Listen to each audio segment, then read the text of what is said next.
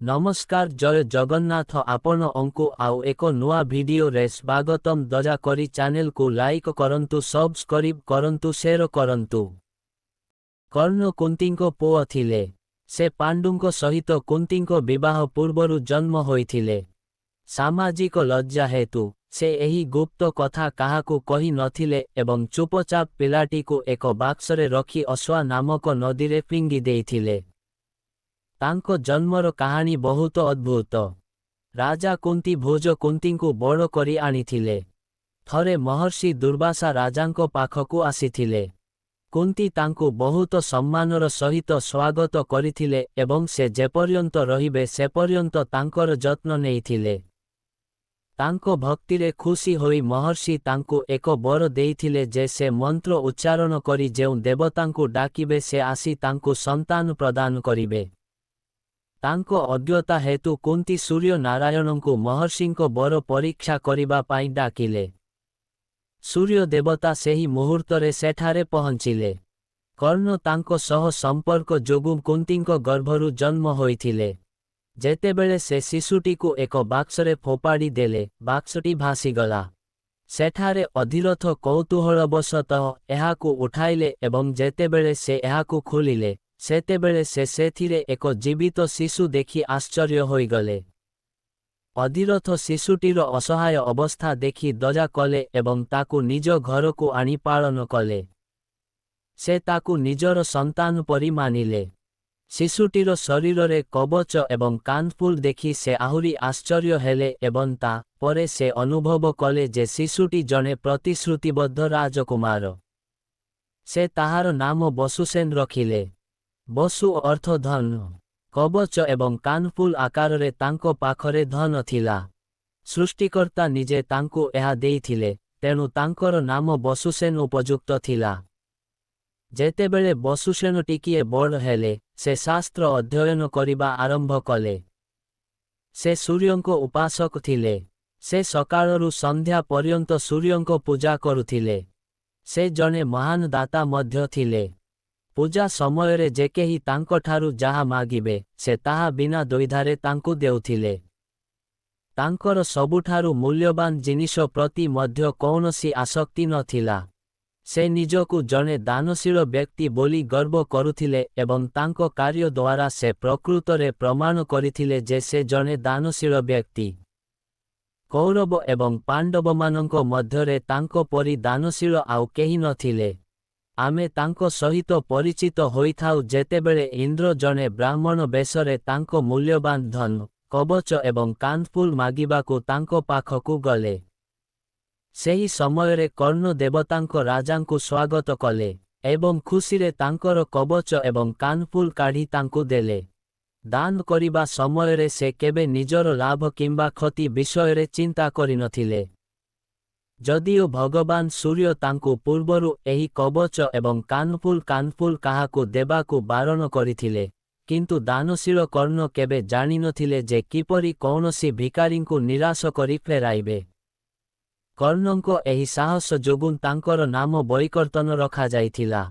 जदि से एही कवच एवं कानफुल देई नथान्ते, तेबे कौनसी योद्धा तांकु युद्धरे परास्त करिपारि नथान्ते। इंद्र केवल अर्जुनंको लाभ पाई एगुड़िको मागिथिले, कारण एगुड़िको बिना अर्जुन तांकु केबे परास्त करिपारिबे नाही। तथापि तांकर एही अनन्य गुणरे प्रभावित होई इंद्र तांकु एक अमोघ शक्ति प्रदान करिथिले जाहा मनुष्यकु हत्या करिपारिबो। सेही शक्ति सहित सामनारे थिबा योद्धा कौनसी परिस्थितिरे बंची रहिपारिले नाही एवं कर्ण एहाकु अर्जुनंको पाई रखिथिले। किंतु श्रीकृष्ण एक कौशल खेलिले एवं घटोत्कच उपरे कर्णंको सेही शक्ति व्यवहार करी से अर्जुनंको जीवनरु एही विपदकु सबुदिन पाई दूर करिदेले। कौरवमानंको उपरे अग्नि वर्षण करी आकाशरे घूरी बुलुथिबा एवं थरे समग्र सेनाकु संपूर्ण भावरे विचलित करिथिबा घटोत्कच शक्तिंको द्वारा आघात पाइबा परे भूमिरे निर्जीव होई पड़िगले। कर्ण धनुर्विद्यारे अर्जुनंको परि दक्ष थिले। थरे जेतेबेले राजा धृतराष्ट्रंको आदेशरे कौरव एवं पांडवमानंको अस्त्र शिक्षारे परीक्षा करिबा पाई एक उत्सव आयोजन करा जाइथिला। ସେତେବେଳେ ଅର୍ଜୁନ ଅସ୍ତ୍ରଶିକ୍ଷାରେ ନିଜର ଦକ୍ଷତା ଦେଖାଇ ସମସ୍ତଙ୍କୁ ଆଶ୍ଚର୍ଯ୍ୟ କରିଦେଇଥିଲେ। ସେ ଏପରି କାରନାମା ପ୍ରଦର୍ଶନ କରିଥିଲେ ଯେ କୌଣସି ଯୋଦ୍ଧା ତାଙ୍କୁ ଉତ୍ତର ଦେବାକୁ ସାହସ କରିନଥିଲେ। ସେ ଜଣେ ବିଜେତାଙ୍କ ପରି ଦକ୍ଷତା ଦେଖାଇ ପ୍ରଶଂସା ପାଉଥିଲେ। ସେହି ସମୟରେ ଦୁର୍ଯ୍ୟୋଧନ ଚୁପଚାପ ବସିଥିଲେ, ଆଶ୍ଚର୍ଯ୍ୟ ହୋଇ। ଅର୍ଜୁନଙ୍କ ପରି ଦକ୍ଷତା ଦେଖାଇବା ତାଙ୍କ କ୍ଷମତା ବାହାରେ ଥିଲା। ସେହି ମୁହୂର୍ତ୍ତରେ କର୍ଣ୍ଣ ସେଠାରେ ପହଞ୍ଚି ଯୁଦ୍ଧକ୍ଷେତ୍ରରେ ପ୍ରବେଶ କରି ଅର୍ଜୁନଙ୍କୁ ଚ୍ୟାଲେଞ୍ଜ କଲେ, ଅର୍ଜୁନ, ଯେଉଁ କୌଶଳ ଦ୍ୱାରା ତୁମେ ଏଠାରେ ସମସ୍ତଙ୍କୁ ଆଶ୍ଚର୍ଯ୍ୟ କରୁଛ ଏବଂ ସମସ୍ତଙ୍କଠାରୁ ପ୍ରଶଂସା ପାଉଛ, ମୁଁ ତାହା ମଧ୍ୟ ଦେଖାଇ ପାରିବି। ଏହା କହି ସେ ଧନୁ ଉପରେ ଏକ ତୀର ରଖିଲେ ଏବଂ ଅର୍ଜୁନଙ୍କ ପରି କଲେ। କର୍ଣ୍ଣଙ୍କୁ ଚାରିପାଖରୁ ପ୍ରଶଂସା କରାଯାଇଥିଲା। ଅର୍ଜୁନଙ୍କ ପ୍ରତିଦ୍ୱନ୍ଦ୍ୱୀକୁ ଦେଖି ଦୁର୍ଯ୍ୟୋଧନଙ୍କ ମୁହଁ ଉଜ୍ଜ୍ୱଳ ହୋଇଗଲା।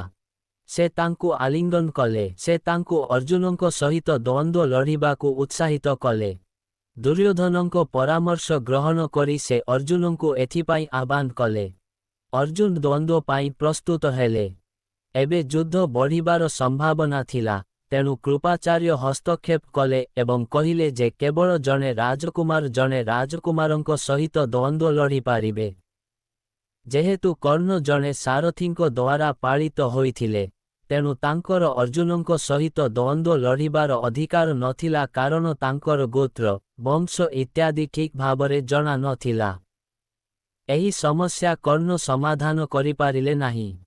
ଅର୍ଜୁନ ନିର୍ବାକ ହୋଇଗଲେ। ଦୁର୍ଯ୍ୟୋଧନ ମଧ୍ୟ ଏଥିରେ ଆଶ୍ଚର୍ଯ୍ୟ ହୋଇଗଲେ କାରଣ ଏହା କର୍ଣ୍ଣଙ୍କ ମାଧ୍ୟମରେ ଅର୍ଜୁନଙ୍କୁ ଅପମାନିତ କରିବାର ତାଙ୍କର ଯୋଜନା ଥିଲା। ଯେତେବେଳେ କର୍ଣ୍ଣ ଏହି ଦ୍ୱନ୍ଦ୍ୱରେ ପଶିଗଲେ ଏବଂ ଆଗକୁ ବଢ଼ିପାରିଲେ ନାହିଁ, ଦୁର୍ଯ୍ୟୋଧନ ତାଙ୍କୁ ରାଜାଙ୍କ ବର୍ଗରେ ଆଣିବା ପାଇଁ ଅଙ୍ଗରାଜ୍ୟ ଦେଇଥିଲେ।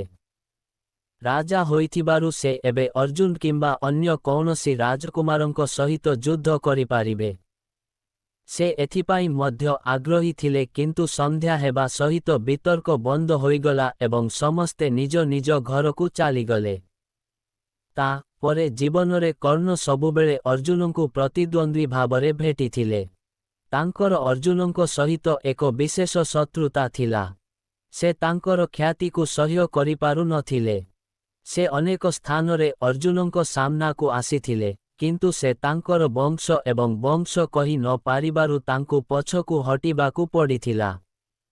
ଜଣେ ସୂତ ତାଙ୍କୁ ପାଳନ କରିଥିବାରୁ ତାଙ୍କୁ ସୂତ ପୁତ୍ର ବୋଲି କୁହାଯାଉଥିଲା। ସେଥିପାଇଁ ତାଙ୍କୁ ଦ୍ରୌପଦୀଙ୍କ ସ୍ୱୟଂବରରେ ସୁଯୋଗ ଦିଆଯାଇ ନଥିଲା, ଯଦିଓ ସେ ଘୂର୍ଣ୍ଣନ ମାଛର ଆଖି ବିଦ୍ଧ କରିବାର କ୍ଷମତା ରଖିଥିଲେ। ଦ୍ରୌପଦୀ ନିଜେ ତାଙ୍କୁ ସୂତ ପୁତ୍ର ବୋଲି କହି ଅପମାନ କରିଥିଲେ ଏବଂ ତାଙ୍କ ସ୍ତ୍ରୀ ହେବାକୁ ମନା କରିଥିଲେ। ଜଣେ ସୂତ ପୁତ୍ରଙ୍କର କ୍ଷତ୍ରିୟ ଝିଅକୁ ବିବାହ କରିବାର ଅଧିକାର ନାହିଁ। ଏହି କଥାଗୁଡ଼ିକ ତାଙ୍କ ହୃଦୟକୁ କଣ୍ଟା ପରି ବିଦ୍ଧ କରିଥିଲା ଏବଂ ସେ ଏକ ମୁଖ ରକ୍ତ ଗିଳି ନିଜ ସ୍ଥାନକୁ ଫେରି ଆସିଥିଲେ। କିନ୍ତୁ ଦ୍ରୌପଦୀଙ୍କ ପ୍ରତି ତାଙ୍କର ଘୃଣା ଏତେ ବୃଦ୍ଧି ପାଇଥିଲା ଯେ ଯେତେବେଳେ ଦୁଃଶାସନ ସମସ୍ତଙ୍କ ଉପସ୍ଥିତିରେ ଦ୍ରୌପଦୀଙ୍କୁ ଉଲଗ୍ନ କରିବାକୁ ଚାହୁଁଥିଲେ, ସେ ଏହାର ଆଦୌ ବିରୋଧ କରି ନଥିଲେ, ବରଂ ସେ ଦ୍ରୌପଦୀଙ୍କୁ ହସିଥିଲେ। ଯେତେବେଳେ ଦୁର୍ଯ୍ୟୋଧନଙ୍କ ଭାଇ ବିକର୍ଣ୍ଣ କୌରବମାନଙ୍କର ଏହି ଘୃଣ୍ୟ ଆଚରଣକୁ ନିନ୍ଦା କଲେ, କର୍ଣ୍ଣ ତାଙ୍କୁ କହିଲେ, ବିକର୍ଣ୍ଣ, ତୁମେ ତୁମର ବଂଶକୁ ନଷ୍ଟ କରିବା ପାଇଁ ଜନ୍ମ ହୋଇଛ। ତୁମେ ଅନ୍ୟାୟ ବୋଲି ଚିତ୍କାର କରୁଛ, କିନ୍ତୁ ଦ୍ରୌପଦୀଙ୍କ ସହିତ ଯେଉଁ ପ୍ରକାର ବ୍ୟବହାର କରାଯାଉଛି ତାହା ଠିକ୍। ସେ ଜଣେ ଦାସୀ ଏବଂ ଜଣେ ମାଲିକଙ୍କର ଜଣେ ଦାସ ଉପରେ ସମ୍ପୂର୍ଣ୍ଣ କର୍ତ୍ତୃତ୍ୱ ଥାଏ। ଏହା କହି ସେ ଦ୍ରୌପଦୀଙ୍କ ଦ୍ୱାରା ତାଙ୍କ ପ୍ରତି କରାଯାଇଥିବା ଅପମାନର ପ୍ରତିଶୋଧ ନେଲେ। ସେତେବେଳେ ତାଙ୍କର ହୃଦୟ ପଥର ପରି କଠିନ ହୋଇଯାଇଥିଲା। ସେ ଦ୍ରୌପଦୀଙ୍କୁ ଯେକୌଣସି ଉପାୟରେ ଅପମାନିତ କରିଥିଲେ। ସେ ତାଙ୍କୁ 5 ପୁରୁଷଙ୍କ ବ୍ୟଭିଚାରୀ ସ୍ତ୍ରୀ ବୋଲି କହିଥିଲେ ଏବଂ ସମସ୍ତ ପ୍ରକାରେ ତାଙ୍କୁ ଭର୍ତ୍ସନା କରିଥିଲେ। ସେହି ସମୟରେ ପ୍ରତିଶୋଧର ନିଆଁରେ ଜଳୁଥିବା ସମୟରେ ସେ ଠିକ୍ ଏବଂ ଭୁଲର ଚିନ୍ତାଧାରା ସମ୍ପୂର୍ଣ୍ଣ ଭାବରେ ଭୁଲି ଯାଇଥିଲେ। ସେ ଦ୍ରୌପଦୀଙ୍କୁ ଉଲଗ୍ନ ଦେଖିବାକୁ ଏବଂ ତାଙ୍କୁ ଉଲଗ୍ନ ଦେଖାଇବାକୁ ଚାହୁଁଥିଲେ। ଏହା ସ୍ପଷ୍ଟ କରେ ଯେ ପ୍ରତିଶୋଧର ଭାବନା ଆଗରେ କର୍ଣ୍ଣ ସତ୍ୟ, ନ୍ୟାୟ ଏବଂ ଧର୍ମର ଭାବନାକୁ ସମ୍ପୂର୍ଣ୍ଣ ଭାବରେ ଭୁଲି ଯାଇଥିଲେ। ଏହା ତାଙ୍କ ଚରିତ୍ରର ଦୁର୍ବଳତା। କର୍ଣ୍ଣ ମଧ୍ୟ ସ୍ୱଭାବରେ ଛଳନାକାରୀ ଥିଲେ। ସେ ଶକୁନିଙ୍କ ପରି ଦୁର୍ଯ୍ୟୋଧନଙ୍କୁ ମଧ୍ୟ ମନ୍ଦ ଯୋଜନା କରିବାକୁ ପରାମର୍ଶ ଦେଉଥିଲେ। ଯେତେବେଳେ ପାଣ୍ଡବମାନେ ପଶା ଖେଳରେ ହାରିବା ପରେ ବନବାସ ପାଇଁ ଯାଇଥିଲେ ଏବଂ ଦ୍ୱୈତ ବନରେ ସମୟ ବିତାଉଥିଲେ, ସେତେବେଳେ କର୍ଣ୍ଣ ଏବଂ ଶକୁନିଙ୍କ କଥାରେ ପ୍ରଭାବିତ ହୋଇ ଦୁର୍ଯ୍ୟୋଧନ ପାଣ୍ଡବମାନଙ୍କୁ ଚିଡ଼ାଇବା ପାଇଁ ତାଙ୍କ ପରିବାର ସହିତ ସେଠାରେ ପହଞ୍ଚିଥିଲେ, କିନ୍ତୁ ଏଠାରେ ତାଙ୍କର ଚିତ୍ରସେନ ନାମକ ଜଣେ ଗନ୍ଧର୍ବଙ୍କ ସହ ମୁକାବିଲା ହୋଇଥିଲା। ଏକ ଭୟଙ୍କର ଯୁଦ୍ଧ ହୋଇଥିଲା। ଗନ୍ଧର୍ବ ରାଜା ନିଜ ବୀରତ୍ୱରେ ସମସ୍ତଙ୍କୁ ପରାସ୍ତ କରିଥିଲେ ଏବଂ ପରିବାର ସମେତ ସମସ୍ତଙ୍କୁ ବନ୍ଦୀ କରିଥିଲେ। କର୍ଣ୍ଣ ଯୁଦ୍ଧକ୍ଷେତ୍ରରୁ ପଳାଇ ଯାଇ ନିଜ ଜୀବନ ନେଇଥିଲେ। ତା ପରେ ଯୁଧିଷ୍ଠିରଙ୍କ ଅନୁରୋଧ ଏବଂ ଅର୍ଜୁନଙ୍କ ପ୍ରୟାସରେ ଚିତ୍ରସେନ ଦୁର୍ଯ୍ୟୋଧନ ଏବଂ ଅନ୍ୟମାନଙ୍କ ମୁକ୍ତି କରିଥିଲେ। କର୍ଣ୍ଣ ମଧ୍ୟ ବହୁତ ଅହଙ୍କାରୀ ଥିଲେ। ସେ ତାଙ୍କ ବୀରତ୍ୱ ଉପରେ ବହୁତ ଗର୍ବିତ ଥିଲେ ଏବଂ ଦୁର୍ଯ୍ୟୋଧନଙ୍କୁ ଖୁସି କରିବା ପାଇଁ ସେ ବାରମ୍ବାର କହୁଥିଲେ ଯେ ସେ ଅର୍ଜୁନଙ୍କୁ ଗୋଟିଏ ମୁହୂର୍ତ୍ତରେ ହତ୍ୟା କରିବେ। ଏଥିପାଇଁ ସେ ଭଗବାନ ପରଶୁରାମଙ୍କ ଦ୍ୱାରା ଶିକ୍ଷା ଦିଆଯାଇଥିବା ଅସ୍ତ୍ରଶସ୍ତ୍ରରେ ନିଜର ଦକ୍ଷତା ବ୍ୟବହାର କରୁଥିଲେ। ଭୀଷ୍ମ ପିତାମହ, ଗୁରୁ ଦ୍ରୋଣାଚାର୍ଯ୍ୟ ଇତ୍ୟାଦିଙ୍କ ସମ୍ମୁଖରେ ମଧ୍ୟ ସେ ଗର୍ବ କରିବାକୁ ପଛାଇ ନଥିଲେ। ଦିନେ ପିତାମହ ନିଜକୁ ନିୟନ୍ତ୍ରଣ କରିପାରିଲେ ନାହିଁ। ସେ ତାଙ୍କୁ ଗାଳି ଦେଇ କହିଲେ, ତୁମେ ଅହଙ୍କାରୀ କର୍ଣ୍ଣ। ତୁମେ ଏପରି ଅୟଥା କଥା କାହିଁକି କହୁଛ? ଖଣ୍ଡବ ଦହନ ସମୟରେ ଭଗବାନ କୃଷ୍ଣ ଏବଂ ଅର୍ଜୁନଙ୍କ ଦ୍ୱାରା ପ୍ରଦର୍ଶିତ ବୀରତ୍ୱକୁ ମନେ ପକାଇ ତୁମକୁ ଲଜ୍ଜିତ ହେବା ଉଚିତ। ତୁମେ ନ ଭାବୁଛ ଯେ ଭଗବାନ କୃଷ୍ଣ ଜଣେ ସାଧାରଣ ବ୍ୟକ୍ତି। ସେ ତାଙ୍କର ସୁଦର୍ଶନ ଚକ୍ର ସାହାଯ୍ୟରେ ତୁମର ଅଜେୟ ଶକ୍ତିକୁ ଖଣ୍ଡ ଖଣ୍ଡ କରି ଭାଙ୍ଗିଦେବେ। ଅୟଥା ଗର୍ବ କରିବା ଜଣେ ପ୍ରକୃତ ଯୋଦ୍ଧାର ଗୁଣ ନୁହେଁ। ପିତାମହଙ୍କଠାରୁ ଏହି କଥା ଶୁଣି କର୍ଣ୍ଣ କ୍ରୋଧିତ ହୋଇଗଲେ ଏବଂ କ୍ରୋଧରେ ସେ ତାଙ୍କ ଅସ୍ତ୍ରଶସ୍ତ୍ର ଫୋପାଡ଼ି ଦେଲେ ଏବଂ କହିଲେ, ଦାଦା ମୋତେ ସମସ୍ତଙ୍କ ସମ୍ମୁଖରେ ଲଜ୍ଜିତ କରିଛନ୍ତି, ଏବେ ମୁଁ ତାଙ୍କ ମୃତ୍ୟୁ ପରେ ହିଁ ମୋର ସାହସିକତା ଦେଖାଇବି। ଏହି ଜିଦ୍ ଯୋଗୁଁ ଯେପର୍ଯ୍ୟନ୍ତ ଭୀଷ୍ମ ପିତାମହ ଜୀବିତ ଥିଲେ ଏବଂ ଯୁଦ୍ଧ କରୁଥିଲେ, ସେପର୍ଯ୍ୟନ୍ତ କର୍ଣ୍ଣ ଯୁଦ୍ଧରେ ଅଂଶଗ୍ରହଣ କରିନଥିଲେ। ଯେତେବେଳେ ସେ ଶୁଣିଲେ ଯେ ସେ ପରାସ୍ତ ହୋଇଛନ୍ତି, ସେ ଖୁସି ହୋଇ ଦୁର୍ଯ୍ୟୋଧନଙ୍କ ପକ୍ଷରେ ଯୋଗ ଦେଲେ ଏବଂ ଶତ୍ରୁ ବିରୁଦ୍ଧରେ ଯୁଦ୍ଧ ଆରମ୍ଭ କଲେ। ଗୁରୁ ଦ୍ରୋଣଙ୍କ ପରେ ସେ କୌରବ ସେନାର ତୃତୀୟ ସେନାପତି ଥିଲେ। ଏହି ବର୍ଣ୍ଣନାରୁ ସ୍ପଷ୍ଟ ଯେ ତାଙ୍କର ସ୍ୱଭାବ ବହୁତ କମ୍ କ୍ରୋଧୀ ଥିଲା। ତାଙ୍କର ମନ ସର୍ବଦା ଅହଙ୍କାରରେ ବୁଡ଼ି ରହୁଥିଲା ଏବଂ ଏହି କାରଣରୁ ସେ ଜ୍ଞାନୀ ଲୋକଙ୍କ କଥାକୁ ମଧ୍ୟ ଘୃଣା କରୁଥିଲେ। ବିପରୀତରେ ଅର୍ଜୁନ ଧୈର୍ଯ୍ୟବାନ ଏବଂ ନମ୍ର ଥିଲେ। ଏସବୁ ସତ୍ତ୍ୱେ କର୍ଣ୍ଣ ତାଙ୍କ କଥାରେ ସ୍ଥାୟୀ ଥିଲେ। ସେ କେବେ ବି ତାଙ୍କ କଥାରୁ ଓହରି ନଥିଲେ। ଭଗବାନ ଶ୍ରୀକୃଷ୍ଣ ତାଙ୍କୁ କହିଥିଲେ ଯେ ସେ କୁନ୍ତୀଙ୍କ ଜ୍ୟେଷ୍ଠ ପୁତ୍ର ଏବଂ ତାଙ୍କୁ ପାଣ୍ଡବମାନଙ୍କ ସହିତ ଯୋଗଦେବାକୁ ଅନୁରୋଧ କରିଥିଲେ, କିନ୍ତୁ ସବୁକିଛି ଶୁଣିବା ପରେ ମଧ୍ୟ ସେ ଦୁର୍ଯ୍ୟୋଧନଙ୍କୁ ବିଶ୍ୱାସଘାତ କରିବା ଉଚିତ ମନେ କରିନଥିଲେ। ଭଗବାନ ଶ୍ରୀକୃଷ୍ଣ କହିଥିଲେ, କର୍ଣ୍ଣ, ତୁମର ଭାଇମାନଙ୍କ ବିରୁଦ୍ଧରେ ଯୁଦ୍ଧ କରିବା ଏବଂ ସେମାନଙ୍କୁ ହତ୍ୟା କରିବାକୁ ଇଚ୍ଛା କରିବା ପାପ। ତେଣୁ ତୁମେ କୌରବମାନଙ୍କୁ ଛାଡ଼ି ପାଣ୍ଡବମାନଙ୍କ ପକ୍ଷ ନେବା ଉଚିତ। ଯୁଧିଷ୍ଠିର ତୁମକୁ ତାଙ୍କର ବଡ଼ ଭାଇ ଭାବରେ ବିବେଚନା କରିବେ ଏବଂ ତୁମକୁ ତାଙ୍କର ବିଜେତା ରାଜ୍ୟ ଦେବେ। କୃଷ୍ଣଙ୍କ ପ୍ରଲୋଭନକାରୀ କଥା ଶୁଣିବା ପରେ ମଧ୍ୟ କର୍ଣ୍ଣ ନିଜ କଥାରେ ଅଟଳ ରହିଲେ ଏବଂ କହିଲେ, ଶ୍ରୀକୃଷ୍ଣ, ଦୁର୍ଯ୍ୟୋଧନଙ୍କୁ ବିଶ୍ୱାସଘାତକତା କରିବା ସବୁଠାରୁ ବଡ଼ ପାପ। ଯଦି ମୁଁ ତାଙ୍କ ସହିତ ବନ୍ଧୁତା ଭାଙ୍ଗି ପାଣ୍ଡବମାନଙ୍କ ସହିତ ମିଶିଯାଏ, ତେବେ ସମସ୍ତେ କହିବେ ଯେ କର୍ଣ୍ଣ ଅର୍ଜୁନଙ୍କ ଭୟରେ ସେମାନଙ୍କ ସହିତ ମିଶିଛନ୍ତି। ତେବେ ମୁଁ ନ କରିବି। ମୋ ମା ମୋତେ ମାରିବା ପାଇଁ ସମସ୍ତ ବ୍ୟବସ୍ଥା କରିଥିଲେ। ସୁତ ମୋତେ ବଡ଼ କରିଥିଲେ ଏବଂ ଲାଳନ ପାଳନ କରିଥିଲେ, ତେଣୁ ସେ ମୋ ପିତାଙ୍କ ପରି। ମୁଁ ସୁତଙ୍କ ସହିତ ଅନେକ ଯଜ୍ଞ କରିଛି ଏବଂ ମୋର ବିବାହ ମଧ୍ୟ ସୁତ ପରିବାରରେ ହୋଇଛି। ତେବେ ପାଣ୍ଡବମାନଙ୍କ ସହିତ ମୋର ସମ୍ପର୍କ ଅଛି। ମୁଁ ଧୃତରାଷ୍ଟ୍ରଙ୍କ ଘରେ ଦୁର୍ଯ୍ୟୋଧନଙ୍କ ଉପରେ ନିର୍ଭରଶୀଳ ଏବଂ ମୁଁ 13 ବର୍ଷ ଧରି ତାଙ୍କ ଦ୍ୱାରା ପ୍ରଦତ୍ତ ରାଜ୍ୟକୁ ଶାସନ କରିଛି। ତେବେ ମୁଁ ତାଙ୍କୁ କିପରି ବିଶ୍ୱାସଘାତକତା କରିପାରିବି? ଦୁର୍ଯ୍ୟୋଧନଙ୍କର ମୋ ଉପରେ ପୂର୍ଣ୍ଣ ବିଶ୍ୱାସ ଅଛି। ମୋ ଯୋଗୁଁ ସେ ଏହି ଯୁଦ୍ଧକୁ ଗ୍ରହଣ କରିଛନ୍ତି ଏବଂ ଅର୍ଜୁନଙ୍କ ପ୍ରତିଦ୍ୱନ୍ଦ୍ୱୀ ଭାବରେ ଦୁର୍ଯ୍ୟୋଧନଙ୍କ ଆଶା ମୋ ଉପରେ ସ୍ଥିର ରହିଛି। ଏହି ପରିସ୍ଥିତିରେ ମୋର ରକ୍ଷକ ଏବଂ ବନ୍ଧୁ ଦୁର୍ଯ୍ୟୋଧନଙ୍କୁ ଛାଡ଼ି ମୁଁ କେବେ ପାଣ୍ଡବମାନଙ୍କ ସହିତ ମିଶିବି ନାହିଁ। ପାରିବ? ତା ପରେ ଯଦି ମୁଁ ପାଇଯାଏ, ଯୁଧିଷ୍ଠିର ମୋତେ ଯେଉଁ ରାଜ୍ୟ ଦେବେ, ତାହା ମୋତେ ମୋର ପ୍ରତିଶ୍ରୁତି ଅନୁଯାୟୀ ଦୁର୍ଯ୍ୟୋଧନଙ୍କୁ ଦେବାକୁ ପଡ଼ିବ। ଏହି କାରଣରୁ ପାଣ୍ଡବମାନଙ୍କର ସମସ୍ତ ପ୍ରୟାସ ବ୍ୟର୍ଥ ହୋଇଯିବ।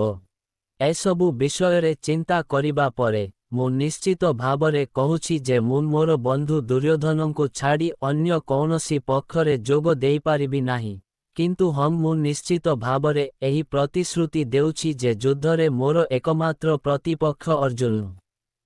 ମୁଁ ତାଙ୍କ ବ୍ୟତୀତ ଅନ୍ୟ କୌଣସି ପାଣ୍ଡବଙ୍କୁ ହତ୍ୟା କରିବି ନାହିଁ। କର୍ଣ୍ଣଙ୍କ ଏହି କଥା ତାଙ୍କ ଚରିତ୍ରର ମହାନତା ଉପରେ ଆଲୋକପାତ କରେ। ସେହି ଉଦାର ବ୍ୟକ୍ତି କେତେ ସତ୍ୟ ଥିଲେ। ଦୁର୍ଯ୍ୟୋଧନ ଅଧାର୍ମିକ ହୋଇଥାନ୍ତେ, କିନ୍ତୁ ସେ ତାଙ୍କର ରକ୍ଷକ ଥିଲେ, ତେଣୁ ସେ ତାଙ୍କୁ କିପରି ଠକି ପାରିଲେ? ସେ ଶେଷ ପର୍ଯ୍ୟନ୍ତ ଦୁର୍ଯ୍ୟୋଧନଙ୍କୁ ସମର୍ଥନ କରିଥିଲେ ଏବଂ ନିଜକୁ ଜଣେ ପ୍ରକୃତ ବନ୍ଧୁ ବୋଲି ପ୍ରମାଣିତ କରିଥିଲେ। କର୍ଣ୍ଣ ତାଙ୍କ କର୍ତ୍ତବ୍ୟ ପ୍ରତି ସମ୍ପୂର୍ଣ୍ଣ କଠୋର ଥିଲେ। ସେ ଯୁଧିଷ୍ଠିର ଏବଂ ଅର୍ଜୁନଙ୍କ ପରି ଦୟାଳୁ ନଥିଲେ ଯେଉଁମାନେ ପାଣ୍ଡବମାନଙ୍କୁ ତାଙ୍କ ଭାଇ ବୋଲି ଜାଣିବା ମାତ୍ରେ ସେମାନଙ୍କ ସହିତ ଯୁଦ୍ଧ କରିବା ବନ୍ଦ କରିଦେବେ। ତାଙ୍କ ଜୀବନର ଉଦ୍ଦେଶ୍ୟ ଥିଲା ତାଙ୍କ ମନରେ ଦୃଢ଼ ସଂକଳ୍ପ ନେବା ପରେ ତାହା ପୂରଣ କରିବା।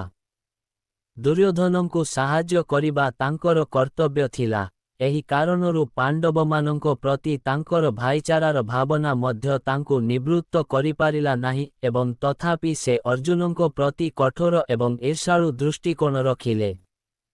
ମାତା କୁନ୍ତୀ ନିଜେ ଯାଇ କର୍ଣ୍ଣଙ୍କୁ ତାଙ୍କ ପକ୍ଷକୁ ଆଣିବା ପାଇଁ ଇଚ୍ଛା ପ୍ରକାଶ କରିଥିଲେ, କିନ୍ତୁ ସେହି ସମୟରେ ମଧ୍ୟ ସାହସୀ ପୁରୁଷ ତାଙ୍କ ପଥରୁ ବିଚ୍ୟୁତ ହୋଇନଥିଲେ। ଏହା ଥିଲା ତାଙ୍କ ଚରିତ୍ରର ଶ୍ରେଷ୍ଠତା।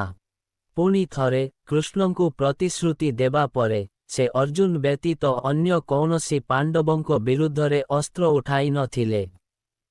ଅର୍ଜୁନଙ୍କ ସହିତ ଯୁଦ୍ଧ କରିବା ସମୟରେ ସେ ଶହୀଦ ହୋଇଥିଲେ। ମହାଭାରତ ଯୁଦ୍ଧରେ ମଧ୍ୟ ଭଗବାନ ଶ୍ରୀକୃଷ୍ଣ ତାଙ୍କର ସାହସିକତା ଦେଖି ନିଜେ ତାଙ୍କର ପ୍ରଶଂସା କରିବାକୁ ଲାଗିଲେ। ଅନେକ ଥର ସେ ଅର୍ଜୁନଙ୍କ ରଥକୁ ପଛକୁ ଠେଲି ଦେଇଥିଲେ। ଯେପର୍ଯ୍ୟନ୍ତ ସେ ସେନାପତି ଥିଲେ, ଅର୍ଜୁନ ତାଙ୍କ ଆକ୍ରମଣରେ ବାରମ୍ବାର ବିଚଳିତ ହେଉଥିଲେ। ସେ ବୁଝିପାରୁ ନଥିଲେ ଯେ ଏହି ସର୍ବୋଚ୍ଚ ଯୋଦ୍ଧାକୁ କିପରି ପରାସ୍ତ କରିବେ। ଶେଷରେ ସମ୍ପୂର୍ଣ୍ଣ ନିରାଶ ହୋଇ ସେ କୃଷ୍ଣଙ୍କ ଆଡ଼କୁ ଚାହିଁଲେ।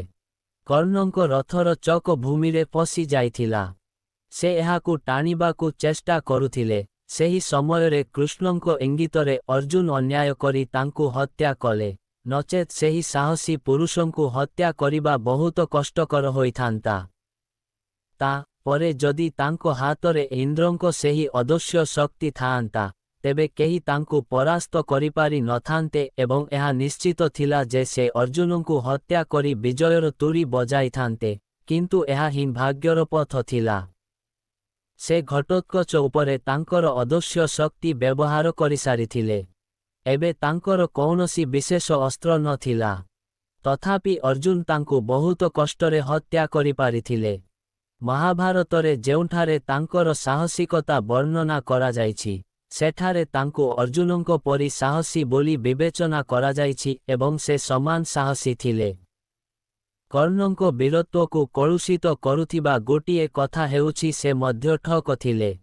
ସେ ସର୍ବଦା ସତ୍ୟ ଏବଂ ନ୍ୟାୟକୁ ଅନୁସରଣ କରୁନଥିଲେ। ସେ ଅନ୍ୟମାନଙ୍କ ସହିତ ମିଶି ଚକ୍ରବ୍ୟୂହରେ ନାବାଳକ ରାଜକୁମାର ଅଭିମନ୍ୟୁଙ୍କୁ ହତ୍ୟା କରିଥିଲେ। ସେ ହିଁ ତାଙ୍କର ଧନୁ କାଟି ଦେଇଥିଲେ ଏବଂ ତା ପରେ 6 ଜଣ ମହାନ ଯୋଦ୍ଧା, ଯାହାଙ୍କ ମଧ୍ୟରୁ ସେ ଜଣେ ଥିଲେ, ସେହି ନିରସ୍ତ୍ର ବାଳକକୁ ଆକ୍ରମଣ କରିଥିଲେ। ନିରସ୍ତ୍ର ବାଳକକୁ ହତ୍ୟା କରିବାର ଅପରାଧ ସର୍ବଦା ତାଙ୍କ ଚରିତ୍ର ସହିତ ଜଡ଼ିତ ରହିବ।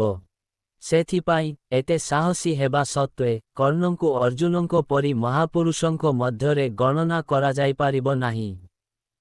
ତାଙ୍କ ହୃଦୟ କଳୁଷିତ ଥିଲା। ତେଣୁ କର୍ଣ୍ଣଙ୍କ ଚରିତ୍ରକୁ ଦେଖିଲେ ଜଣାପଡ଼େ ଯେ ସେ କିଛି ଦିଗରେ ମହାନ ଥିଲେ ଏବଂ ତାଙ୍କର କିଛି ଆଚରଣ ଯୋଗୁଁ ମଧ୍ୟ ଅବନତ ହୋଇଥିଲେ। ତାଙ୍କର ମହାନତା ତାଙ୍କର ଦାନଶୀଳତା, ତାଙ୍କର ଦୃଢ଼ ନିର୍ଣ୍ଣୟ, ତାଙ୍କ ବନ୍ଧୁ ଏବଂ ପୃଷ୍ଠପୋଷକଙ୍କ ବିଶ୍ୱସ୍ତ ହେବାରେ ରହିଛି, କିନ୍ତୁ ଛଳନା ଏବଂ ଅସତ୍ ଆଚରଣ, ଅନାବଶ୍ୟକ ଗର୍ବ ଏବଂ କ୍ରୋଧ ତାଙ୍କ ଚରିତ୍ରର ମର୍ଯ୍ୟାଦାକୁ ହ୍ରାସ କରେ। ସେ ଏତେ ବୀର ଥିଲେ ଯେ ତାଙ୍କର ମୃତ୍ୟୁ ହେବା ମାତ୍ରେ ଦୁର୍ଯ୍ୟୋଧନ ତାଙ୍କର ସମସ୍ତ ଧୈର୍ଯ୍ୟ ହରାଇ ବସିଲେ ଏବଂ ସେ ଏବେ ତାଙ୍କର ପରାଜୟ ବିଷୟରେ ନିଶ୍ଚିତ ହୋଇଗଲେ। ଏବଂ ତାହା ହିଁ ଘଟିଲା। କର୍ଣ୍ଣଙ୍କ ମୃତ୍ୟୁ ପରେ କୌରବ ସେନା ଧ୍ୱଂସ ପାଇଗଲା। ଦୁର୍ଯ୍ୟୋଧନ ନିଜେ ଭୀମଙ୍କ ଦ୍ୱାରା ନିହତ ହେଲେ। ପାଣ୍ଡବମାନେ ଯୁଦ୍ଧରେ ବିଜୟୀ ହେଲେ। ଏଥିରୁ ଏହା ପ୍ରମାଣିତ ହୋଇଛି ଯେ କୌରବ ସେନାରେ ବହୁତ ବୀର ଥିଲେ ହେଲେ ସେମାନେ ନିଜର ପୂର୍ବ ଜନ୍ମ ହେଉ କି ଏହି ଜନ୍ମର କର୍ମର ଫଳ ଏବଂ ଛଳନା ଯୋଗୁଁ ପରାସ୍ତ ହୋଇଥିଲେ। ହେଲେ ନିଜ ଲୋକର ରକ୍ତ ଦେଖି ହୁଏତ ଦୁର୍ଯ୍ୟୋଧନ ଭଳିଆ ବ୍ୟକ୍ତିତ୍ୱ ଖୁସି ହୋଇପାରିବ କିନ୍ତୁ ଯୁଧିଷ୍ଠିର ଭଳିଆ ବ୍ୟକ୍ତିତ୍ୱ ନୁହେଁ।